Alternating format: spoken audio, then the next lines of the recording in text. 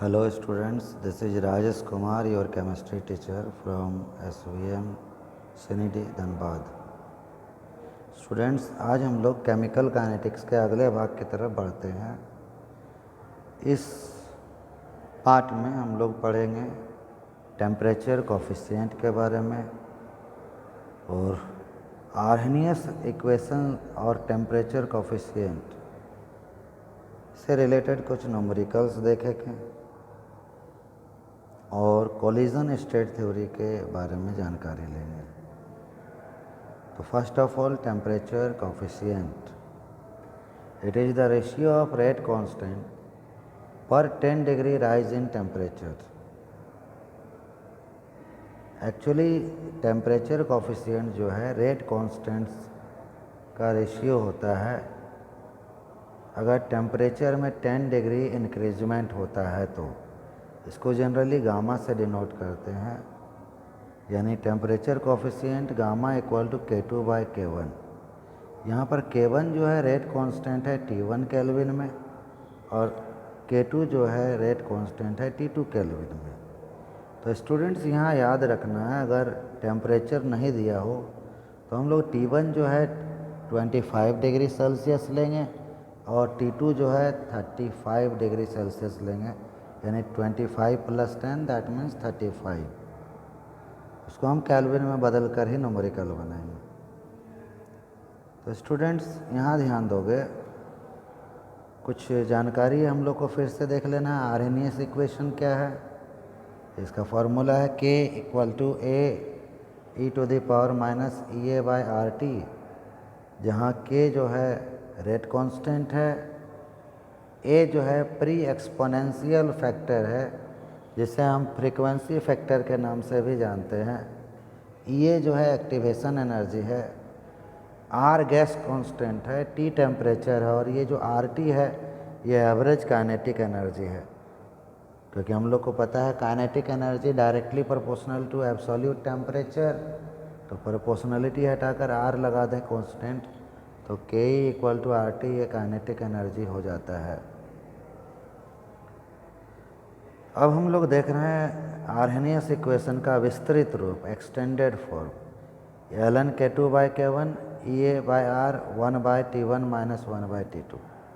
अगर ln को log base 10 में चेंज कर दे तो हमारा 2.303 से मल्टीप्लाई करना पड़ता है, तब हमारा हो जाएगा ये फार्मूला। log बेस 10 पढ़ सकते हैं K2/K1 = EA/2.303R 1/T1 - 1/T2।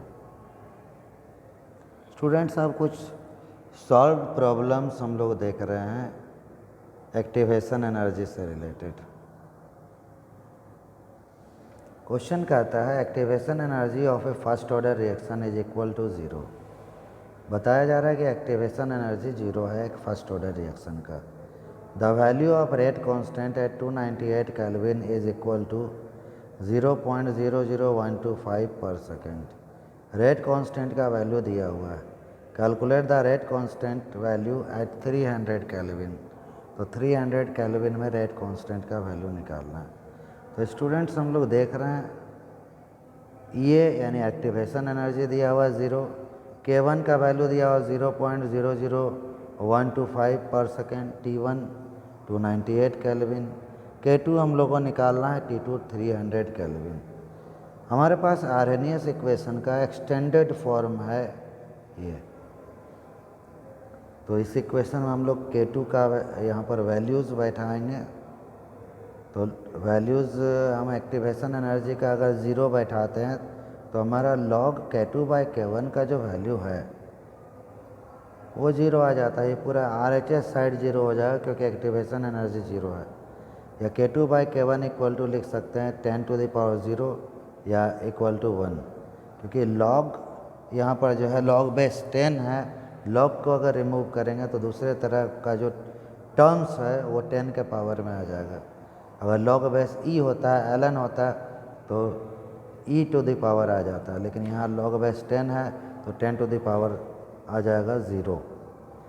या क्रॉस मल्टीप्लिकेशन करेंगे तो K2 = K1 = 0.0125 पर सेकेंड।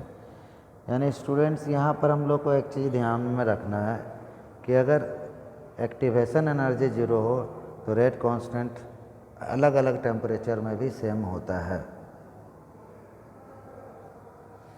अब हम अगले प्रश्न की तरफ बढ़ रहे हैं।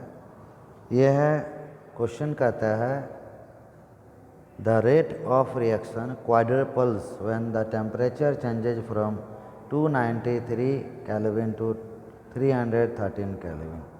हो रहा है कि रेट ऑफ रिएक्शन जो है 4 गुना हो जाता है जब टेम्परेचर 293 से 313 यानी 313 केल्विन हो जाता है। Calculate energy of activation of the reaction.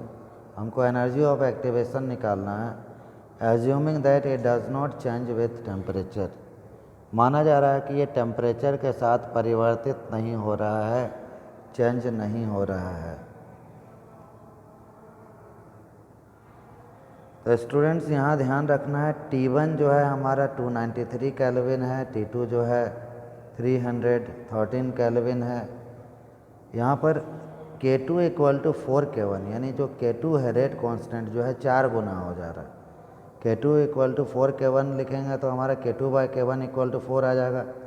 हमारे पास एक्सटेंडेड फॉर्म है आरएनएस इक्वेशन का log K2 by K1 equal to EA divided by 2.303 R T2 minus T1 by T2 T1। तो log 4 इक्वल टू आ गया EA 2.303, R का value 8.314 बैठाएंगे।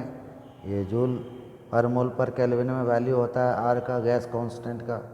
T1 T2 का value बैठा देंगे। log 4 को हम लोग लिख सकते हैं 2 स्क्वायर और 2 को हम आगे कर देंगे तो log 2 के वैल्यू की ज़रूरत होगी यहाँ पर, जो कि होता है 0.30103।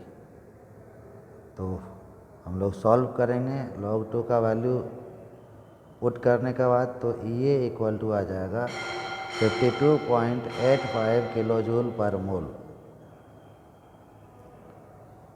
स्टूडेंट्स अब हम तीसरे अगले प्रश्न की तरफ बढ़ रहे हैं।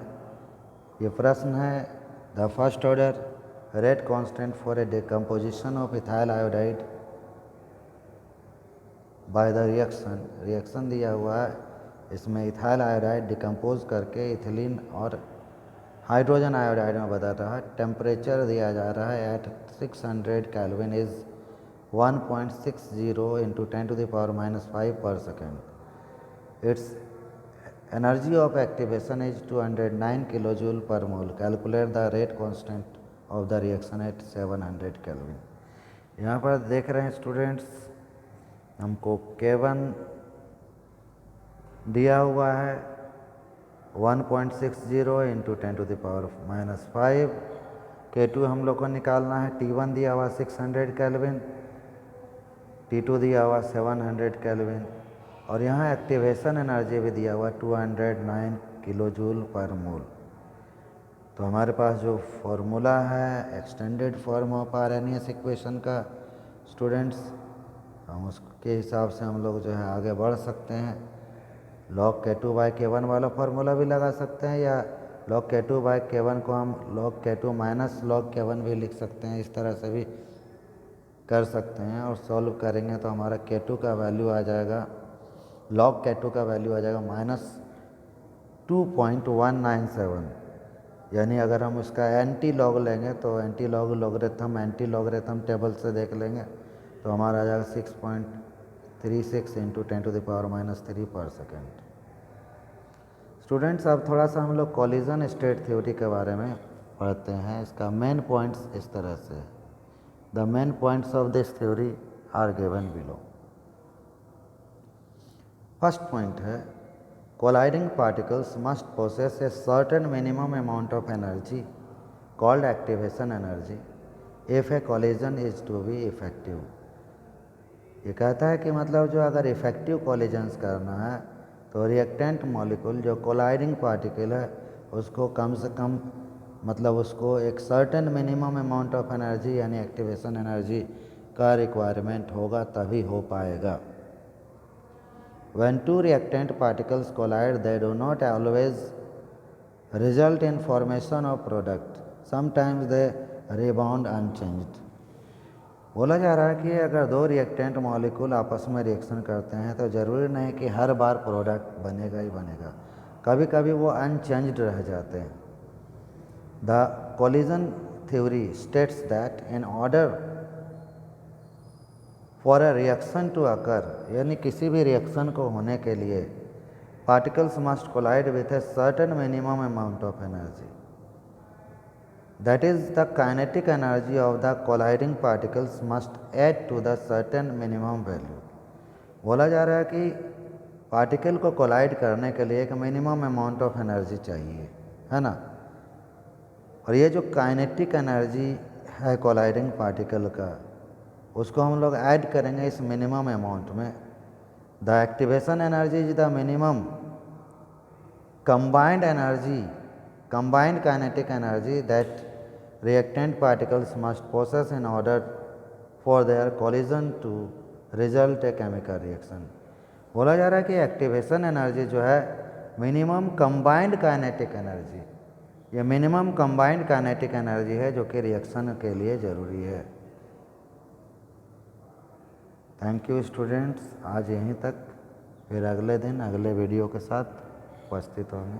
धन्यवाद।